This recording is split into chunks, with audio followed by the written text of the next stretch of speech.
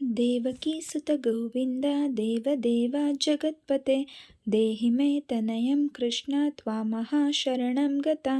ಇವತ್ತು 2ನೇ ಕಾರ್ತಿಕ ಸೋಮವಾರ. ಬೆಳಗ್ಗೆನೇ ಮನೆಯಲ್ಲಿ ಕೆಲಸ ಮುಗಿಸಿ ದೇವರಿಗೆ ದೀಪ ಹಚ್ಚಿ ನಿಧಾನವಾಗಿ ರೆಸ್ಟ್ ಮಾಡೋ ಅಷ್ಟರಲ್ಲಿ ಒಂದು ಪಾರ್ಸಲ್ ಬಂತು. ಪಾರ್ಸಲ್ ಏನು ಅಂತ ಕ್ಯೂರಿಯಾಸಿಟಿ ಏನಿರಲಿಲ್ಲ, ಯಾಕಂದರೆ ನಾನೇ ಬುಕ್ ಮಾಡಿರೋದ್ರಿಂದ ಏನು ಅಂತ ಗೊತ್ತಿತ್ತು. ಸೀಕ್ರೆಟ್ನ ಕನ್ನಡ ಭಾವಾನುವಾದ ರಹಸ್ಯ ಅನ್ನೋ ಪುಸ್ತಕವನ್ನು 2 ಬುಕ್ ಮಾಡಿದ್ದೆ. 2 ಏನಕ್ಕೆ ಅಂತಂದರೆ, ಒಂದು ನನಗೆ, ಮತ್ತೊಂದು ನನ್ನ ಕೊಲೀಗ್ ಏನಕ್ಕೆ ಅಂತಂದರೆ, ಲಾಸ್ಟ್ ವೀಕ್ ಅವ್ರ ಮನೆ ಗೃಹ ಪ್ರವೇಶ ಇತ್ತು. ಕಾರಣಾಂತರಗಳಿಂದ ಹೋಗೋದಕ್ಕಾಗಿರಲಿಲ್ಲ.